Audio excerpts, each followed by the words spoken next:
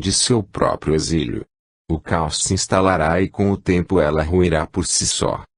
No mundo antigo temos muitas referências do que as guerras são capazes de provocar. Sabemos que os atentados à Biblioteca de Alexandria, cujos manuscritos remontavam conhecimentos importantíssimos das civilizações mais avançadas que já pisaram em vosso planeta. As ciências da civilização atlante constituem apenas um exemplo do que fora destruído pelas guerras fratricidas. Deste episódio sabemos que a humanidade terrícola perdeu cerca de 1000 anos de evolução, tão somente por queimar os conhecimentos ali contidos. Mais tarde, o período das trevas, ocorrido na Idade Média, provocou novo declínio intelectual, num período em que a humanidade fazia renascer em seus seios conhecimentos atávicos, adquiridos alhures. Para a fogueira foram alguns dos maiores gênios que já pisaram vosso solo, dentre outros que necessitaram da retratação junto aos tribunais da Santa Inquisição, simplesmente porque ousaram dar um passo mais adiante, rumo àquilo que a sociedade de sua época não enxergava ou pretensiosamente não queria enxergar. Nas Primeira e Segunda Grandes Guerras, novamente os combates fratricidas tiraram de cena alguns dos gênios redivivos cuja missão era trazer à humanidade novas pontas de tecnologias. O egoísmo humano impediu o desabrochar de uma era onde a tecnologia poderia ser extraída de sua fonte natural da mesma forma que a água poderia fazer mover um moinho. Quereis dizer que as guerras proporcionaram a evolução? Definitivamente, este pensamento mostra que o terrícola ainda não aprendeu o que verdadeiramente significa evolução. O homem colocou-se na condição de superioridade quando descobriu ser capaz de se manter no topo da cadeia alimentar. E por ser dotado da razão e do intelecto, concluiu ser o próprio Deus. Não somos superiores ou inferiores a nada do que existe no cosmo, mas possuidores de características que nos diferenciam dos demais seres do universo, e que nos colocam em pé de igualdade diante dos desígnios de Deus. Para vossa melhor compreensão, evoluir não significa tornar-se um Deus, mas fazer o Deus que existe em cada um de nós manifestar-se na forma do amor fraternal. 4. Sexualidade e sensualidade, influências no comportamento humano. Pergunta: acaso estaria a energia cósmica em total simbiose energética com a sexualidade e com a sensualidade sob um aspecto geral? Ramatiz: é importante definirmos o conceito que se quer dar à denominação simbiose energética quando falamos sobre dois assuntos completamente distintos, respectivamente sexualidade e sensualidade. Poderíamos dizer que quase sempre estará a energia cósmica em perfeita ligação com a sexualidade, mas com a sensualidade, deveríamos denominar o processo de elotismo energético, no qual o indivíduo se aproveita do poder da energia cósmica, potencializando-a através de sua força volitiva para usufruir os mais variados prazeres a que se queira submeter. Com isso, é claro, passa a vibrar energias sensuais. Pergunta: por favor, então explicai-nos mais sobre sexualidade.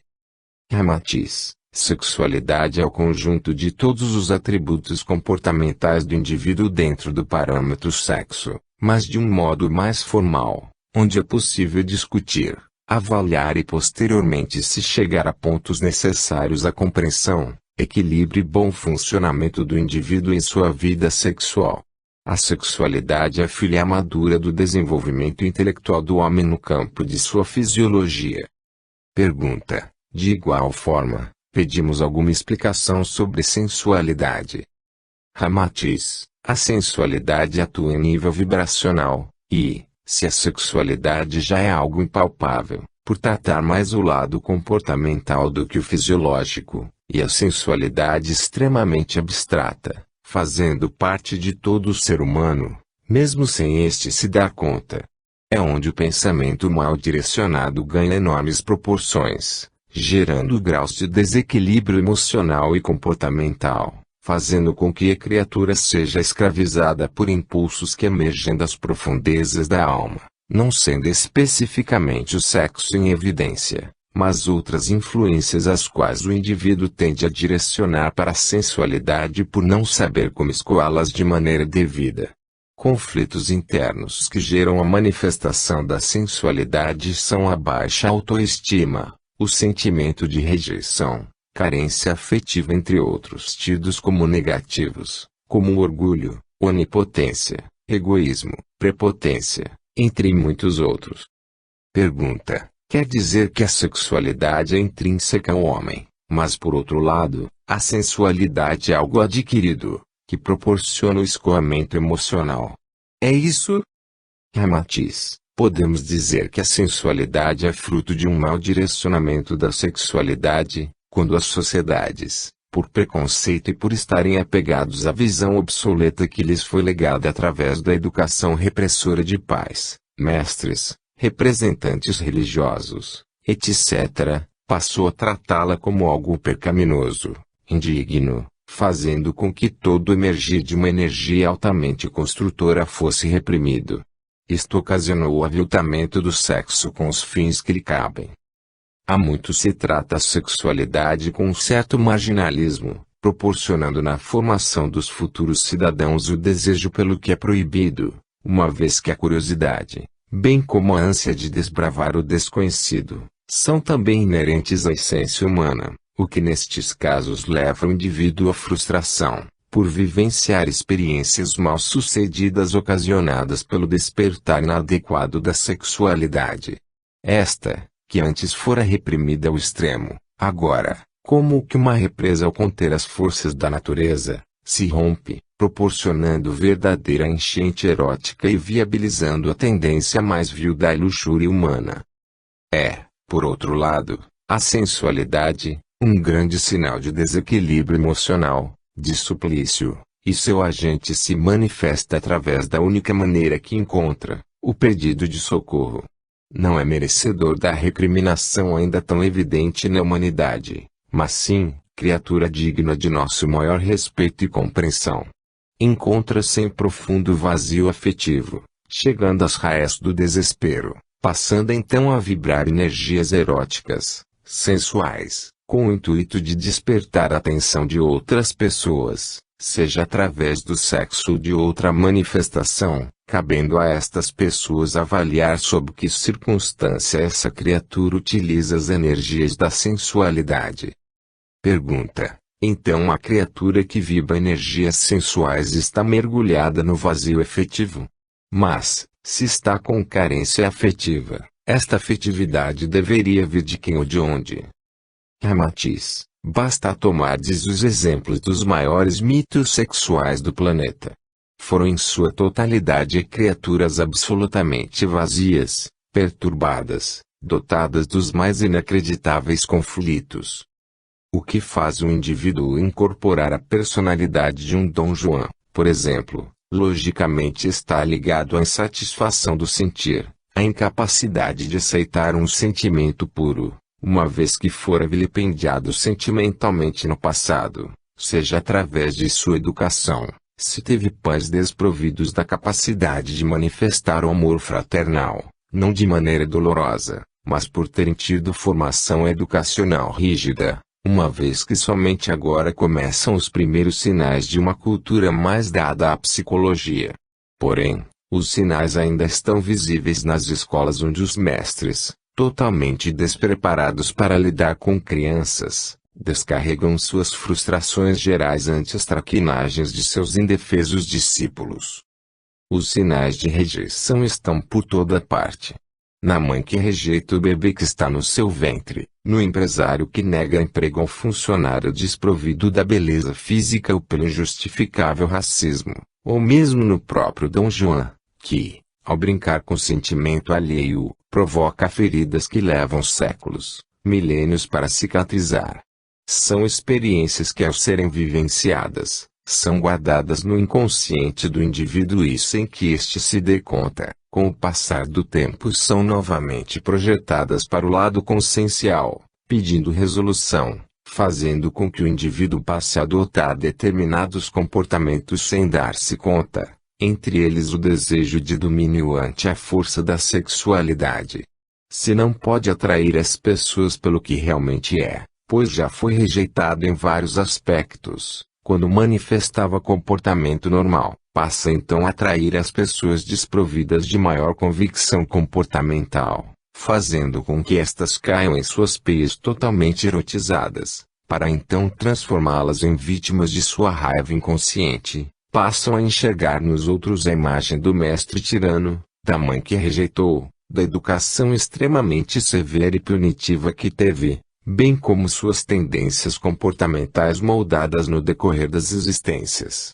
Motivo pelo qual são raras as vezes em que se satisfazem dentro de um relacionamento afetivo, buscando sempre o maior e melhor prazer em nome de seus dotes conquistadores. Pergunta: não seriam um tanto pesadas tais afirmações? Será que não estaríamos buscando culpados para tendências tão nossas? Ramatiz: mais uma vez levais ao pé da letra. Quando aprendereis que temos de optar pelo caminho da sensatez, da maleabilidade? Tais afirmações não são pesadas como dizeis, principalmente se olharmos com os olhos da verdade, pois é muito comum colocarmos panos quentes em situações altamente complicadas, sempre em nome da exoneração ante a responsabilidade de um programa mais rígido, que exija maior esforço. Não estamos aqui para culpar ninguém, mas para alertar o quão simples é a implantação de um clichê educacional, principalmente se estivermos na posição de tutores de seres humanos. A primeira educação sempre é recebida na intimidade do lar, sendo que a criança leva por toda a sua vida adulta os estereótipos que angaria quando os pais são os educadores.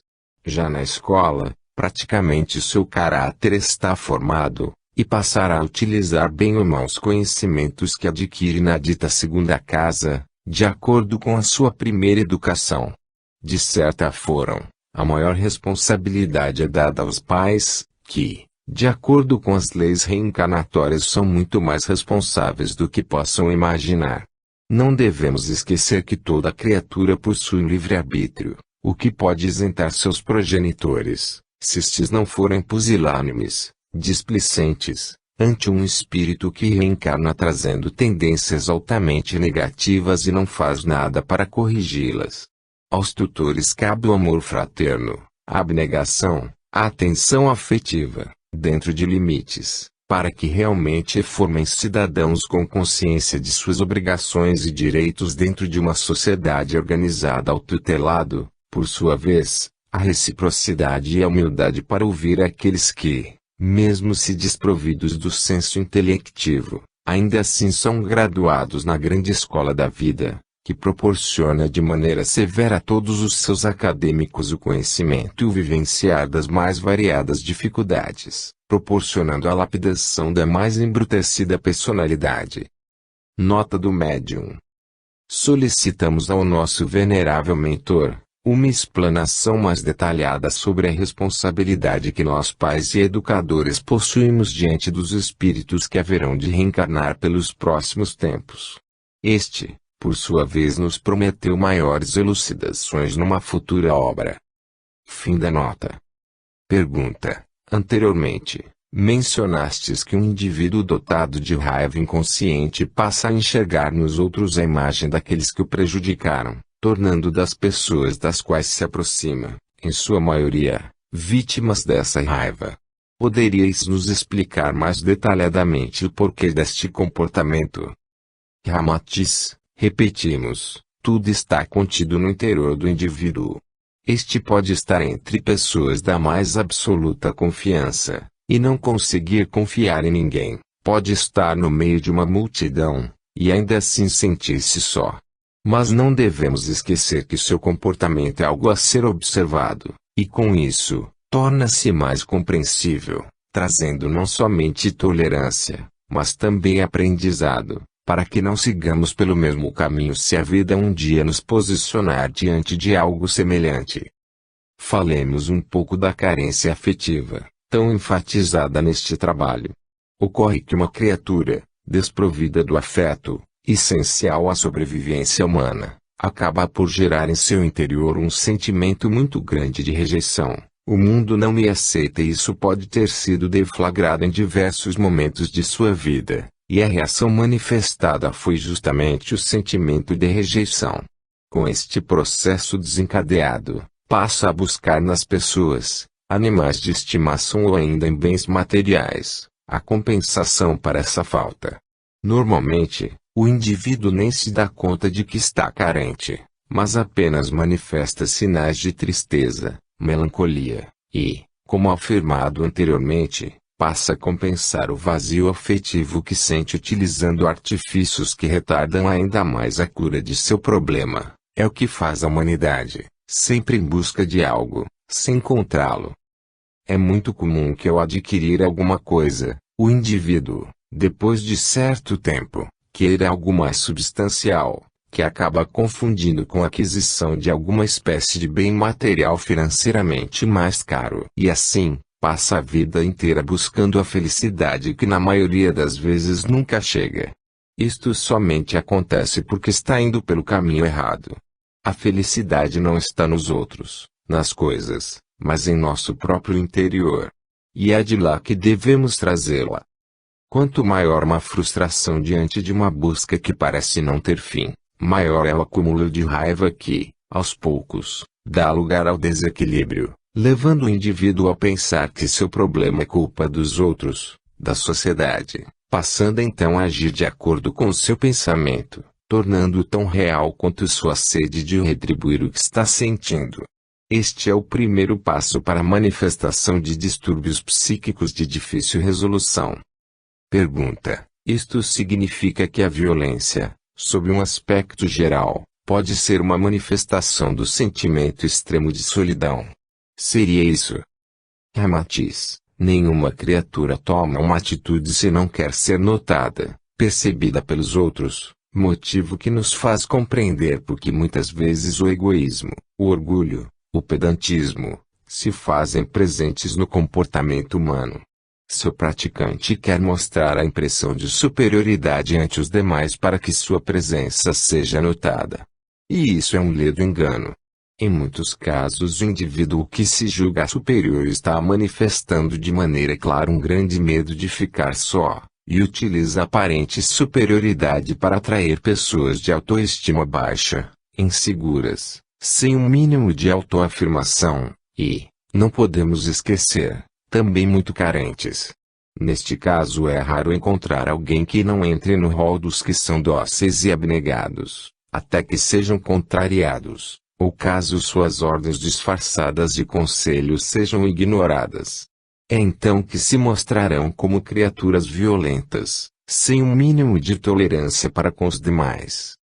Qualquer manifestação de violência no indivíduo é fruto da sensação de estar sendo ignorado, explorado, marginalizado pelo seu meio de convivência, em sociedades altamente comunistas, materialistas, onde não há valorização do indivíduo, mas do que este possui de material. A violência, por mais paradoxal que seja, é manifestada diante de uma condição que se queira ver atingida sem êxito. Temos o exemplo do desemprego, que ao arrancar a dignidade de um indivíduo, faz com que este atue movido pelo desgosto, raiva por não poder trabalhar honestamente, e assim por diante. Temos o início da marginalização. A situação piora se existir predisposição comportamental. É importante compreender também que a maioria dos humanos não possui a noção de atribuir os valores corretos para as coisas. E diante disso, sempre haverá alguém que generalize depositando a culpa por suas dificuldades em qualquer pessoa, uma vez que um indivíduo, apenas, já representa o todo de sua sociedade. Com isso, uma vez caracterizado em seu pensamento a injustiça e indiferença social, passará a atuar buscando a vingança, mesmo que ataque um inocente. Pergunta: diante de vossas explanações, temos a impressão de que estamos à mercê de indivíduos tomados por um surto de solidão, de marginalização, cuja intensidade de manifestação comportamental nem imaginamos. O que dizeis disto? Ramatiz: não vamos nos esquecer das questões kármicas. Ninguém é vítima sem antes ter sido algoz. Não estamos tão à mercê como dizeis, mas podemos nos expor a determinadas violências se não tomarmos como meta a correção de nossas imperfeições, ou simplesmente ignorarmos a existência da depuração espiritual, necessária para a conquista de existências mais brandas e pacíficas. Pergunta: qual a ligação que fazeis entre a manifestação da raiva inconsciente com a sensualidade ou sexualidade? Ramatiz: se partirmos do pressuposto de que a sensualidade é um mau direcionamento das energias sexuais, ao mesmo tempo em que esta manifestação é, por assim dizer, um escoamento dos detritos comportamentais que o indivíduo já não suporta mais conter em seu interior, é, ainda, a degradação em grau mais elevado de uma energia altamente criadora, tornando seu agente manipulador uma criatura empedernida. Analisando apenas o aspecto do escoamento desses detritos, diríamos que é algo absolutamente normal em todos os seres humanos que um dia, através do ciclo reencarnatório, passassem por alguma situação traumática, ou provocassem para si próprios, através de um ato qualquer, o reajuste kármico.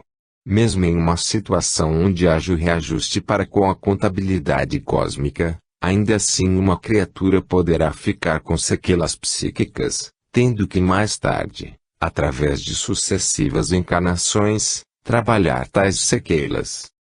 Por outro lado, se avaliarmos apenas o fator degradação, é óbvio que este é resultado da revolta, do ódio, mas principalmente da ignorância de uma criatura para com as leis divinas. Pois mesmo ante a manifestação de violentas revoltas psíquicas, ainda assim, com muita força de vontade, é possível controlar grande parte desses movimentos sismológicos do psiquismo. Mas há aqueles que não conseguem. Entremos então em vossa pergunta. A raiva inconsciente, como a denominais, seria o termo que designa o que foi explanado anteriormente. Se nos aprofundarmos dentro dos meandros da sensualidade, sexualidade, podemos dizer que o sexo há muito vem sendo desviado de seu verdadeiro propósito, acarretando os mais impressionantes desvarios, e isto é um ponto que já abordamos em outros trabalhos. Portanto, não é nenhuma novidade para vós. Mas, se olharmos para o aspecto biológico, a reprodução ou a conjugação sexual deveria ter como ponto fundamental a função da procriação, por ser o método mais primitivo que se conhece, em termos de humanidade. Por outro lado, o sexo com finalidade psicológica, proporciona uma série de benefícios os quais vossa ciência já pesquisa.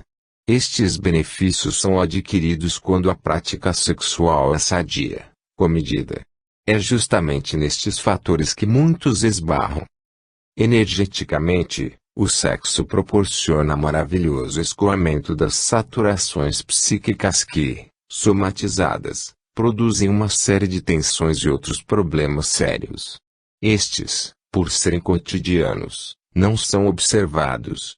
São manifestações energéticas que mostram o quanto estamos sobrecarregados de tarefas, o quanto somos negligentes para conosco, e ainda, como estamos administrando mal nosso precioso tempo. Diante de tantas saturações, há sem dúvida, a inversão de valores, e o indivíduo passa a direcionar para o sexo a responsabilidade do alívio dos conflitos, angústias, sobrecargas de tarefas que angariou para si próprio em função de mal administrar-se cotidianamente. Inicia-se aí o primeiro desregramento sexual. Imagine então, se uma criatura, ao iniciar este processo de desregramento, possui aquelas predisposições que tanto enfatizamos. Qual comportamento ela manifestará? Qual a intensidade desse comportamento? Temos a origem da maior parte da violência humana. Entraríamos forçosamente na questão do que leva um indivíduo a praticar atos como a violência sexual, ou em casos mais amenos, a prática do sexo desenfreado. Em ambos os casos, seus praticantes são criaturas angustiadas, problemáticas, que portam estas saturações psíquicas e atribuíram ao sexo a responsabilidade de proporcionar a paz interior. Mesmo que essa paz possua um preço muito alto, ainda assim estão dispostos a pagá-lo. Na avaliação dessas duas manifestações comportamentais, percebemos que a sensualidade está aflorada surpreendentemente, tornando seus agentes manipuladores de certa forma agradáveis, bondosos, atenciosos, principalmente se lhes é conveniente. Há apenas uma diferença: o grau de comportamento, a intensidade de manifestação dos conteúdos psíquicos que os tornam desregrados. Os primeiros, aqueles que os manifestam através da violência, caracterizada por estupros ou por atos mais cruéis, ou os segundos, aqueles que apenas pendem para o sexolatrismo ignominioso, possuem a mesma tendência, apesar de estarem em graus evolutivos diferentes, o que nos dá a impressão de que o segundo exemplo é mais ameno, mas nem por isso deixa de proporcionar graves sequelas em suas vítimas ou a si próprios, mergulhando num imenso abismo de emoções turvadas, confusas. O mais assustador é que dentro da manipulação de energias sensuais, o mais vil assassino aparenta ser criatura dócil, enganando facilmente uma sociedade, até que seja descoberto pelos atos cometidos, passando então a revelar frieza, por não precisar mais controlar seus impulsos naturais, que precisam ser redirecionados e que foram reprimidos durante muito tempo, tornando-o doente. Alhures, o sexólatra mais intelectualizado, menos violento, também mostra-se frio e austero a tudo o que é mais sublime, provocando frustrações, amarguras, enfim, os mais variados traumas sentimentais, após satisfazer seus caprichos, suas obstinações passionais. Pergunta: quereis dizer que os indivíduos que manifestam essa espécie de distúrbio comportamental vestem-se com uma máscara que aparenta docilidade, conquistando a confiança das pessoas? Ramatiz: essa afirmação é coerente. É muito raro encontrarmos criaturas depravadas com aparência grotesca. São em sua maioria ardilosas, dissimuladas, capazes de manipular desde o mais incauto ao mais previdente, com extrema facilidade. Vestem-se de carapuças, o que torna difícil a identificação de seu comportamento, a não ser pela análise profunda, ou pelas tendências que possuem, e por serem manifestações inconscientes, acabam por revelá-los. Por isso a importância da educação dentro do parâmetro aceitação das tendências, para que estas possam ser redirecionadas em tempo. Este trabalho de identificação deve ser feito pelos pais e primeiros orientadores, desde os primeiros momentos de vida corpórea de um espírito, principalmente porque todos somos viajantes, e não sabemos qual bagagem trazemos. E essa bagagem, no decorrer de nosso desenvolvimento dentro de uma encarnação, precisa ser desfeita, com o intuito de que as roupas sujas sejam lavadas. Daí o motivo de comportamentos idiosincráticos, cuja explicação não nos chega de maneira convincente, mesmo dentro dos padrões da psique. Pergunta: desculpai-nos a petulância, mas não estás amenizando em vossas explanações a dura realidade de nossa sociedade, onde sabemos que nas ruas das metrópoles, e até mesmo na mais pacata e cidadezinha, a violência provoca um grande caos a infernizar os cidadãos de bem. Ramatiz: o que quereis dizer com a expressão cidadãos de bem? Seriam aqueles que trabalham honestamente, pagam seus impostos, tratam de suas famílias, mas indiferentes à miséria humana, às realidades das crianças de rua, aos desempregados que também possuem famílias, enfim, exibindo total desleixo em relação ao poder político do voto, da União para modificar os maus costumes de seus governantes, e assim nada fazem. São estes os cidadãos de quem falais? Não devemos nos esquecer de que não somente pelos atos cometidos é que um dia haveremos de prestar contas, mas muito mais pela omissão, pelo simples ato de ignorar a realidade digna de criaturas que foram marginalizadas pelo sistema social. O que são vossas casas de detenção, vossas instituições para menores infratores senão a graduação maior da marginalidade? Não basta apenas preocupar-se com a situação caótica que ganha proporções assustadoras em vossa sociedade, mas é preciso unir forças com projetos sociais onde através do mutirão, da participação de todos, seja possível a reciclagem de criaturas que representam um perigo à sociedade, mas que são as maiores vítimas. Pergunta: seriam esses indivíduos frutos de uma sociedade puramente materialista, preocupada em viver de aparências sem fornecer o mínimo de estrutura familiar, valorizando as conquistas materiais ao invés do crescimento humano? Ramatiz: os índices de maior violência são justamente, como afirmais, mais intensos em sociedades materialistas. Aquelas cujos indivíduos valorizam a beleza faraônica de suas residências, o luxo de seus móveis e veículos, enquanto seus filhos, carentes de afeto e de atenção indispensáveis para uma boa estruturação psicológica, ganham precocemente as ferramentas para que possam fugir do estado de carência afetiva, como os videogames, computadores, motos e carros, a fim de proporcionar descanso para os pais tão estressados, estresse que vem do cultivo de futilidades. Esses filhos acabam sempre fazendo ligações como indivíduos que, sob a falsa égide da amizade, lançam os ingênuos inocentes no mundo das drogas e da marginalidade. Motivo pelo qual tantos jovens entram por esse caminho. Mais uma vez, não se quer atribuir a culpa a ninguém, mas chamar a atenção para as realidades da vida.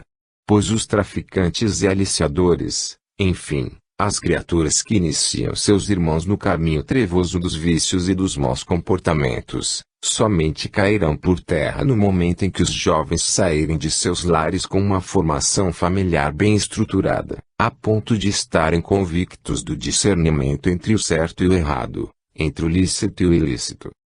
Pergunta: o que dizer dos chamados rebeldes sem causa? Ramatiz: ora, bem sabeis que rebeldes sem causa não existe. É muito comum ouvir pais, mães ou tutores mencionarem que seus protegidos são muito ativos, que não param um segundo sequer. No entanto, vemos que são criaturas querendo chamar a atenção de seus pais ou protetores, que gastam seu tempo com outros afazeres, sem valorizar o contato humano, a afetuosidade, o amor manifestado.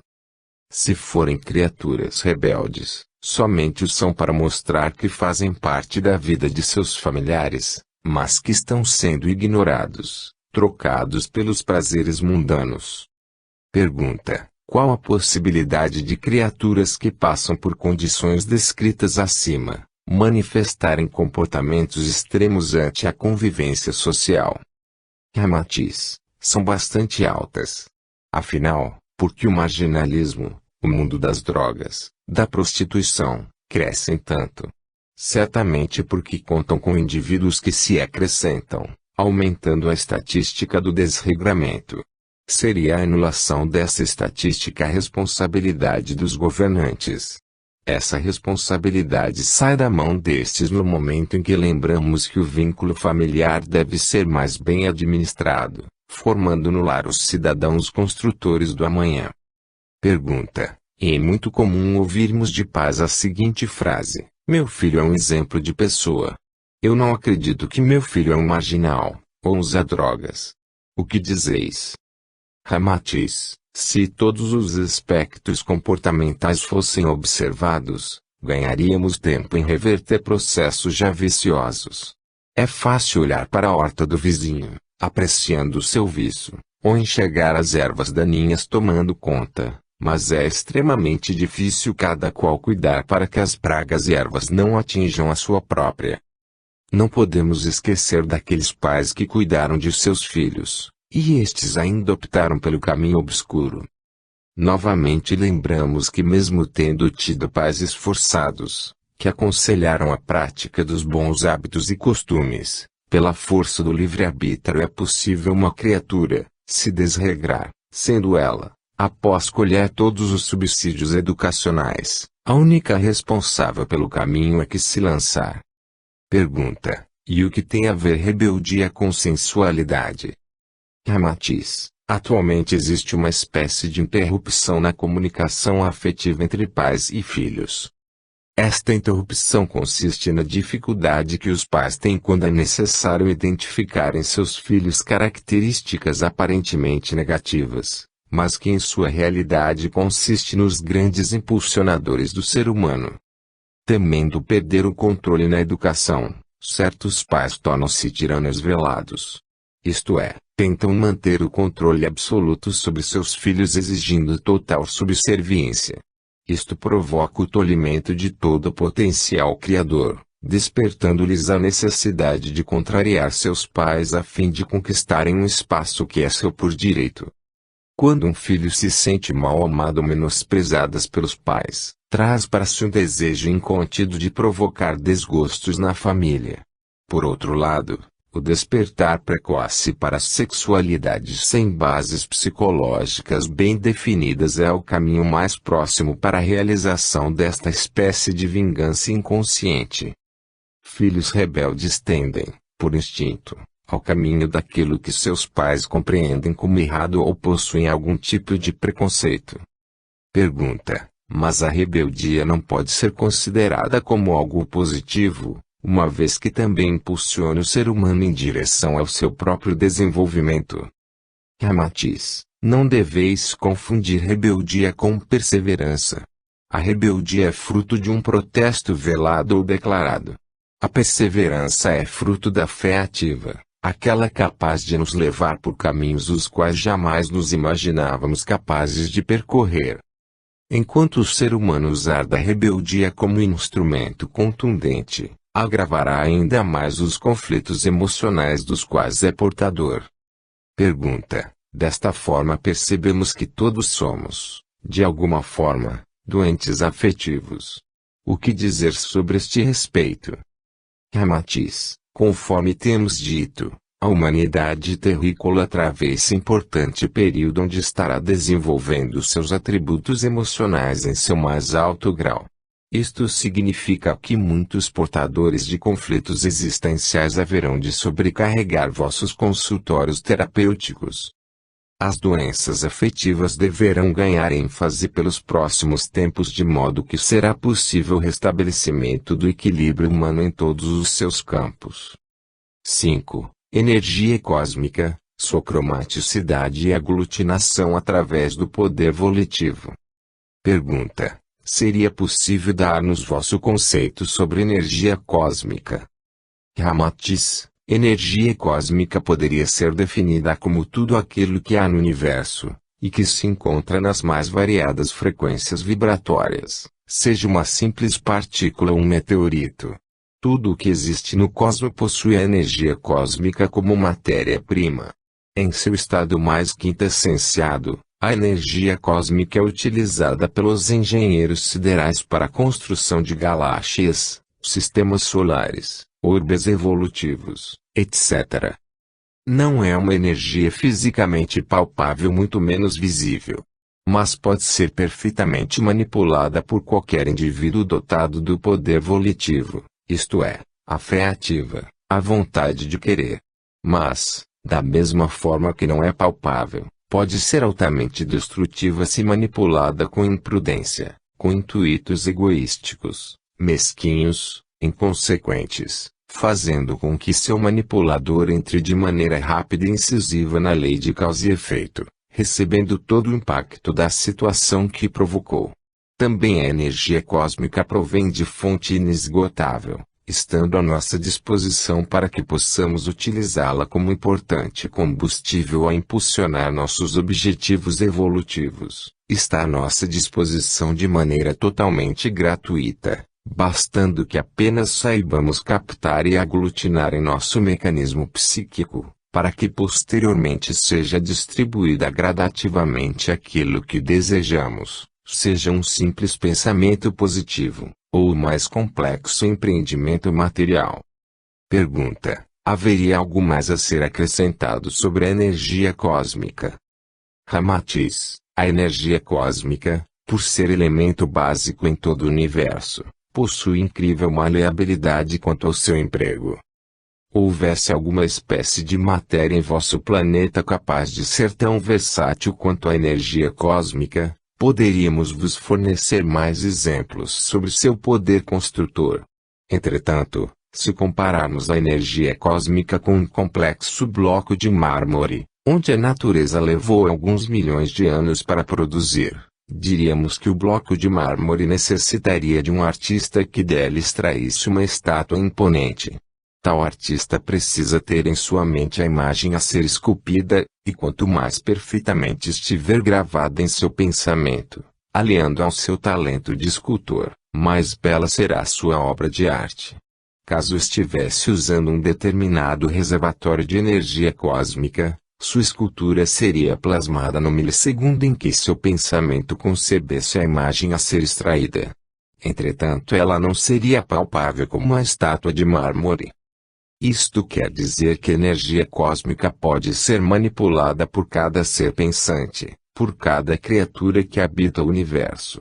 Pois somos todos co-criadores da grande criação. Contribuímos para a expansão do universo em seu mais ínfimo grau e isto influencia sensivelmente todo o ecossistema sideral, capaz de ser alterado pela mais simples onda mental irradiada por algum ser humano, seja de vosso planeta ou de outros orbes.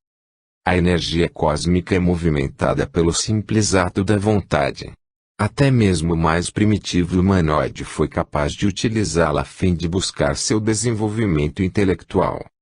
É claro que a inteligência sideral não teria como se desenvolver caso não estivesse envolvida pelo imenso oceano de energia cósmica. Pois é este oceano que permite o impulso necessário à realização dos mais diversos projetos existentes, desde as mais básicas explosões siderais até o mais complexo de vossos apetrechos eletrônicos. De certa forma, o pensamento original está tão intimamente ligado ao conceito de energia cósmica que ambos formam um único corpo a interligar cada criatura existente no universo. Por conseguinte, todos nós emitimos ou recebemos energias irradiadas pelo próprio pensamento, ou através do pensamento de outrem. Pergunta: neste caso, estando à disposição para tudo, não seria a energia cósmica algo perigoso para o homem, se este não soubesse como aglutiná-la devidamente em seu mecanismo psíquico? Ramatiz: a energia cósmica existe desde as primeiras construções siderais, e até agora tem contribuído para o avanço e a construção de novos mundos que serão habitados, para a melhoria etérica de planetas como o vosso, e, ainda, para a lapidação espiritual de todas as humanidades que habitam o universo, sem no entanto provocar mal. Mas, no momento em que alguém é dotado de conhecimento em nível de manipulação de energia, por certo está maduro para responder por suas atitudes, principalmente se a manipulou de maneira indevida. Já é hora de nos desapegarmos do medo e retomarmos o que deixamos para trás, e que no passado nos rendeu grande desgosto, como no caso do continente Atlante, que foi destruído através da manipulação indevida dessa energia, que, sendo do conhecimento de sua população, foi empregada na prática da magia negra, ou seja, manuseada com objetivos inferiores. Não demorou muito para que a resposta chegasse, trazendo o desespero, e culminando com o fim de uma civilização altamente avançada, mas apegada ao desejo do poder, do domínio. Algo só se torna perigoso nas mãos de um indivíduo mal intencionado ou sem conhecimento para manuseá-lo, mas que mesmo assim se arrisca, sabendo que pode vir a provocar prejuízos ao outrem. Nestes casos, a manipulação da energia cósmica se tornaria desaconselhável, mas não representaria perigo senão aquele que a manipulou indevidamente. É preciso observar que a energia cósmica, antes de ser algo totalmente disponível para o indivíduo, passa pelas mãos de Deus, que através de seus auxiliares, administra a quantidade que disponibilizará, uma vez que jamais coloca um fardo que o indivíduo não suporte carregar, caso administre mal o que lhe fora confiado. É certo que podemos utilizar a energia cósmica para o que bem entendermos, mas é tão mais certo haveremos de responder por nossos investimentos ante a contabilidade cósmica. Pergunta: existe alguma correlação entre a energia cósmica e o pensamento positivo? Ramatiz: o pensamento positivo, quando de acordo com os desígnios siderais, tem promovido transformações fabulosas no seio de todas as civilizações. Há que se levar em consideração que pensar positivamente significa entrar em consonância com a inteligência sideral. Pois muitos indivíduos mantêm pensamentos positivos no anseio de que todos os seus caprichos se realizem. E se frustram quando seus desejos não são realizados. O universo possui uma lei primária que o rege e mantém em equilíbrio tudo que nele está contido. Quando um indivíduo tenta contrariar esta lei primária, ou seja, quando trazemos para nós o simples desejo de algo que não está disponível para nós, as forças cósmicas tendem ao redirecionamento de nossas vontades e muitos de nós acabamos por adoecer. Este adoecimento, por sua vez, não é fruto de um mal kármico ou coisa que o valha, mas consiste no processo de conscientização o qual todos necessitamos adquirir a fim de percebermos que todo o bem que poderemos receber consistirá no bem coletivo. Aquilo que é verdadeiramente bom para um único homem, indubitavelmente será bom para toda a humanidade. E aquilo que é fruto dos caprichos e da cobiça humana, que convém para alguns poucos indivíduos, certamente fará mal para o restante da humanidade. Por isto, o limite que separa o bom manuseio de energia cósmica daquele de caráter enfermiço é tênue. Pergunta: quereis dizer que muitos de nós estamos equivocados quanto ao que vem a ser o pensamento positivo? Ramatiz: não somente equivocados como também insistem neste equívoco. Nos orbes cujo avanço tecnológico é imensamente maior que o vosso, seus habitantes costumam irradiar pensamentos ecologicamente corretos. Estes consistem na simples emissão de ondas mentais capazes de se encaixar perfeitamente nas ondas mentais irradiadas por cada indivíduo de sua sociedade. Consequentemente, há o fortalecimento das bases vibratórias que permitem o desenvolvimento progressivo das massas de habitantes que se avizinham a estes orbes, como que estivessem recebendo, por caridade, agasalhos, comida, enfim, objetos que lhes sirvam para a manutenção encarnatória. A psicosfera destas regiões é suave e acolhedora, o que propicia um intenso clima de inspiração para seus habitantes. Diferente de vossa psicosfera, que é tensa, angustiante, turva e na maior parte das vezes truculenta, o que provoca na humanidade terrícola imensas dificuldades para se desenvolver. Nesses orbes é possível observar que todos os seus habitantes não mais possuem a volúpia de adquirir bens materiais ou títulos sociais que lhe emprestem algum status quo. Isto não significa serem desprovidos de certos anseios. Entretanto, não são capazes de passar por cima do livre-arbítrio alheio para alcançarem seus objetivos. O pensamento positivo consiste em aliar a força mental a qual somos detentores aos desígnios divinos, o que nos faria valer o trecho da oração ensinada pelo Mestre Jesus, seja feita a tua vontade.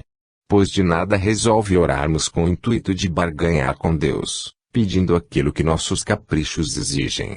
E isto, de forma alguma pode ser considerado pensamento positivo. Pergunta: seria possível citar alguns exemplos da manipulação dessa espécie de energia, e seus resultados? Ramatiz: para uso exclusivo do bem, temos um grande representante, Jesus.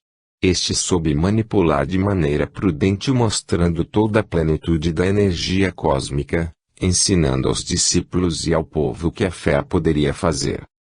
Em suas curas, Jesus demonstrava um domínio fora do comum, aglutinando energia através da mente, e catalisando-a no mecanismo da fé de cada indivíduo que se apresentava para que lhe proporcionasse a cura. Ao demonstrar que era possível promover a cura para qualquer mazela, mesmo a mais destrutiva, sempre mencionou estas palavras: tua fé te curou. Com isso, forneceu provas de que todos podemos promover a modificação para quaisquer situações ou estados, desde que acionemos nosso mecanismo volitivo da força, que poderia ser perfeitamente interpretado pelas palavras do próprio Mestre: a fé move montanhas. Pedi e obtereis. Batei e abriu-se-vos-á. Através da aglutinação energética, os próprios discípulos promoveram a cura da mesma maneira que seu mestre, e quando abordavam sua resposta era ainda mais enfática: podeis fazer isso e muito mais, pois vós sois deuses. Nos mais diversos momentos de sua vida, Jesus se utilizou dessa energia para ampliar intrínsecas potencialidades, utilizando em conjunto com a própria força da vontade das pessoas e quem curava. É nossa maior prova e nosso mais fiel modelo para que possamos aprender a manipular essa energia de modo que consigamos potencializar nossa capacidade criadora, sem que esta manipulação nos provoque efeitos colaterais. Alhures temos exemplos em maior quantidade, daqueles que, conhecedores da energia cósmica, manipularam semeando o mal, trabalhando a serviço de indivíduos desprovidos de atitudes íntegras, cujo interesse era sempre ganhar poder e riqueza a qualquer preço. Houve na antiga Caldeia uma concentração de magos que praticaram a magia negra em seu grau mais intenso, gerando com isso uma dívida kármica enorme cujos efeitos perduram até os dias de hoje, provocando mazelas para as quais a medicina não encontra tratamentos eficazes, muitos menos a cura. Os espíritos que vestiram estas personalidades, os magos negros, eram dotados de conhecimento, mas desprovidos da sabedoria, do menor escrúpulo, espalhando sua ira através do contato com o mundo espiritual, das baixas entidades umbralinas, e da potencialização da energia cósmica, para que pudessem angariar forças com o objetivo de aniquilar inimigos que muitas vezes nem eram seus, mas de seus senhores. Pergunta: perdoai-nos a pergunta imprópria, mas o que dizer daqueles que não acreditam em magia negra ou em energia cósmica? Ramatiz, a exemplo de Jesus, não cabe a nós pedir que alguém acredite ou aceite o que estamos explanando, mas por si só, com o passar do tempo, cada indivíduo verá que não pode fugir da realidade, e então passará a acreditar. Aqueles que aceitam algo por se aprofundarem em seu conteúdo, por certo chegarão à frente daqueles que não aceitam, mas não movem um dedo sequer para mudar sua opinião.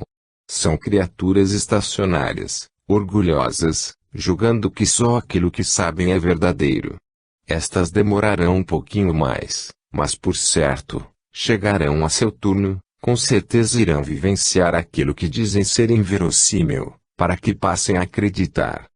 Pergunta: insistimos. Há pessoas de bom coração que não acreditam em certos assuntos. O que dizeis sobre isto? Ramatiz: não estamos falando sobre o fato das pessoas serem boas ou más, mas sim, se estão abertas ou não face às realidades siderais. Há indivíduos que não acreditam em Deus, mas nem por isso deixam de cumprir seus deveres enquanto cidadãos. E há pessoas que acreditam profundamente em Deus, mas lhes falta caráter e retidão moral. Queremos vos lembrar que houve um tempo em que o terrícola acreditava que a Terra era plana, no sistema geocêntrico, e desdenhava que o homem pudesse voar. Houve um tempo em que a circulação do sangue foi ridicularizada e o telefone causou grande espanto, assim como vossos aparelhos fonográficos. Júlio Verne escreveu 20.000 léguas submarinas antes que a humanidade houvesse desenvolvido o primeiro dos submarinos. E Da Vinci projetou um paraquedas cuja estabilidade é comprovada à luz de vossos dias. Para os mais renitentes e incrédulos irmãos, o tempo é grande professor. Pergunta: poderíeis nos explicar como é possível a aglutinação de energia através de nosso psiquismo? Ramatiz: costumamos chamar de força mental o resultado desse processo. Pois no momento em que um indivíduo consegue subtrair energia cósmica concentrando em seu psiquismo, o mesmo adquire força mental. Um exemplo simples, mas não menos complexo, acontece com os praticantes de hipnose, que através do processo de sugestão induzem seus hipnotizados a ficarem insensíveis à dor, esquecerem números e, em casos terapêuticos, promoverem uma espécie de reprogramação mental, conseguindo em muitos casos resultados positivos. Há que se levar em conta que nem todos os indivíduos são sugestionáveis, mas o processo de hipnose seria um exemplo de subtração de energia cósmica, sua potencialização, e posteriormente, sua projeção mental com o objetivo de sugestionar um indivíduo.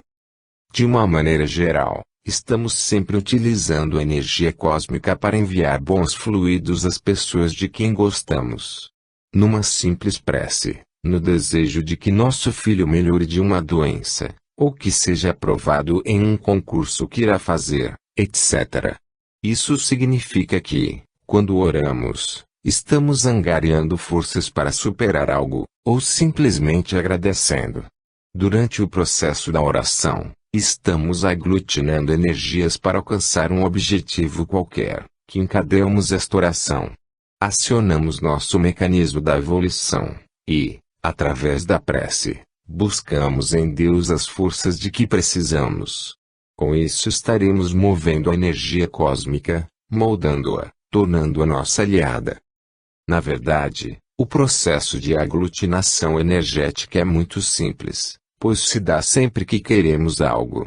Quando verdadeiramente desejamos este algo, estaremos estimulando nosso mecanismo da evolução e este aciona os corpos sutis, sendo que o duplo etéreo ganha maior capacidade de armazenamento energético, por ser justamente um corpo dotado destas condições, e posteriormente essa energia é direcionada de acordo com as suas intenções.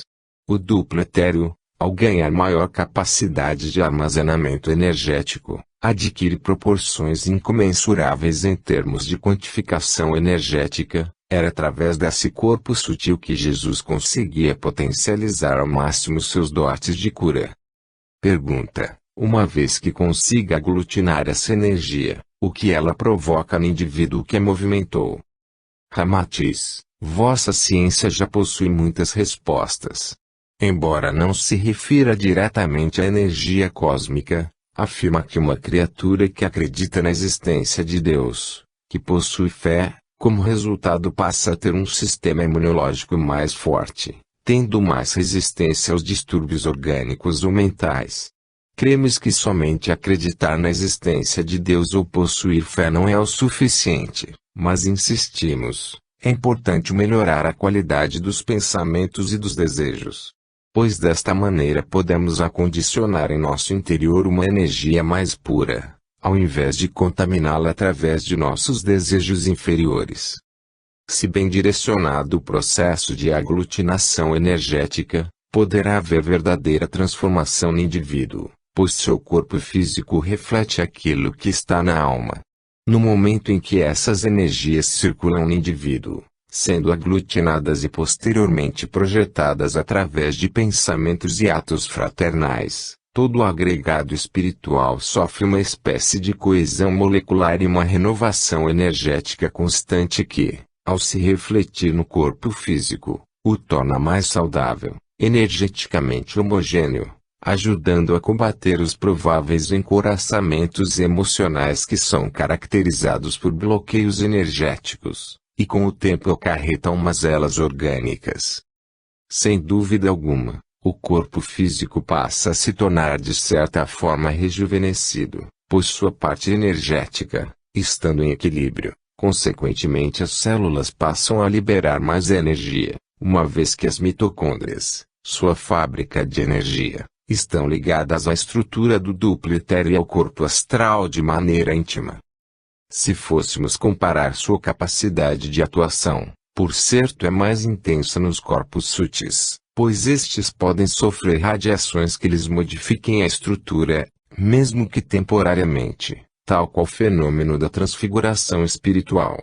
Em nível físico, não pode haver modificações expressivas, uma vez que as informações cromossômicas não permitem tal condição, a não ser no estado psicológico, que pode refletir mais serenidade, receptividade, comedimento, etc., caso esteja em harmonia energética, e, ao contrário, poderá provocar graus de senilidade precoce, definhamento, etc.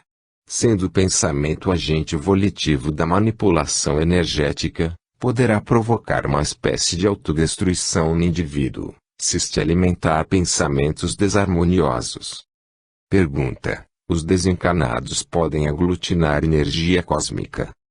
Ramatiz: não são todos os desencarnados que conseguem a subtração da energia cósmica, uma vez que no mundo espiritual é necessário possuir maior